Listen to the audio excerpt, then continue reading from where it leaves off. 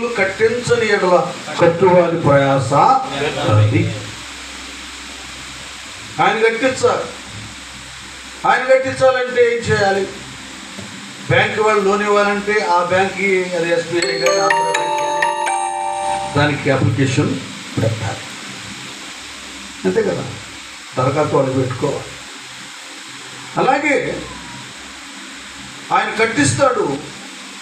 ఎవరైతే ఎవరి మూలముగా ఇల్లు నిర్మాణం చేయబడుతుందో, ఏమండి, సమకూర్చబడతాయో ఆయనకి అప్లికేషన్ పెట్టాలి. అదే ప్రార్థన. హల్లెలూయా, బాగా గట్టిగా హల్లెలూయా. అది ప్రార్థన. చాలామంది నాకు ఇల్లు లేదే, నాకు అది లేదే, ఇది లేదే అంటారు. దేవుడు మనకు వాగ్దానం చేశాడు, అడుగుడి మీకు అడగటం లేదు.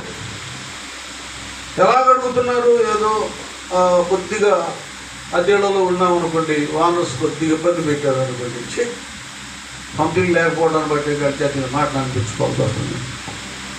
ఇంకా రాత్రి కొద్ది బాధ వేసి దేవుడు మాకు కూడా ఇల్లు అయ్యారు. ఏది కష్టం కలిగినప్పుడే ప్రార్థన. అందరు వినాలి.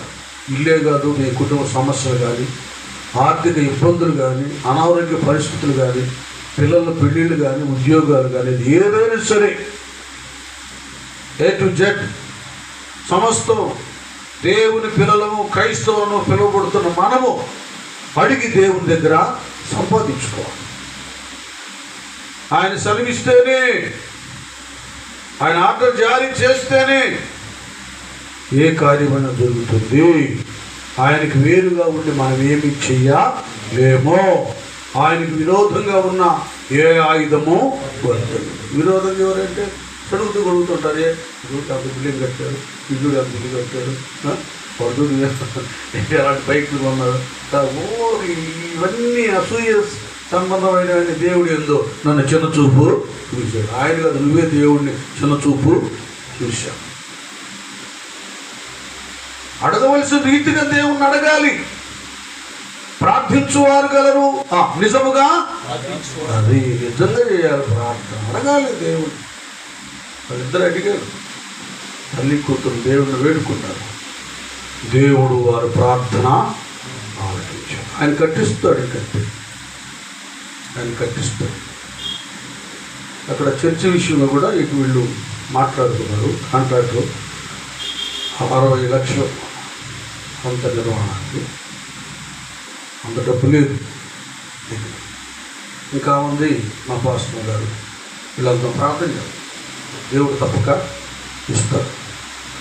నిజమండి, వాస్తవంగా వాళ్ళ విశ్వాసంతో ఆరంభమై కొద్ది ధనంతో దేవుడు 62 లక్షలు ఎలాగిచ్చాడో, ఆ చర్చిని ఎలాగ నిర్మాణం చేశాడో మాకే ఆశ్చర్యం. తెలుసు ఎక్కడెక్కడికి ఎక్కడికి పెట్టింది అమ్మ, వాస్తవం చెప్తుంది.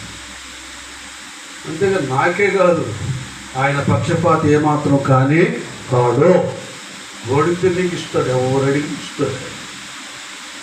అన్యాయస్తుడు కాదు, పక్షపాతి కాదు. కనుక ఆయన ఎలాగ అడగాలో, ఎలాగ సంపాదించుకోవాలో ఆ సూత్రం తెలుసుకోండి. ఒకసారి రండి చర్చి, మీరు అమ్మ ఎవరు వస్తూ ఉంటారు. ఈసారి వచ్చే నెలలో 2వ ఆదివారం రండి, నేను చూడవచ్చు. దేవుడి కార్యాలు అంటే నాకు గొప్పని కాదు, దేవుని కార్యాలు వెచ్చి ఉంటాయి. రండి, ఇద్దరు ప్రార్థన చేసి చక్కటి ఈ నివాసాన్ని దేవుడు ఇచ్చేసాడు, ఆర్డర్ ఇచ్చేసాడు. దేవుడు ఆజ్ఞాపిస్తే ఎక్కడెక్కడ నుంచి ఏదేది రావాలో, ధనం రావాలో, ఇంకేమేమి రావాలో, ఎలాగ పెయింట్ ఏది, ఎన్ని కలర్స్ ఎలాగేయాలి, అన్నీ కూడా దేవుడు చక్కగా ఏర్పాటు చేశాడు.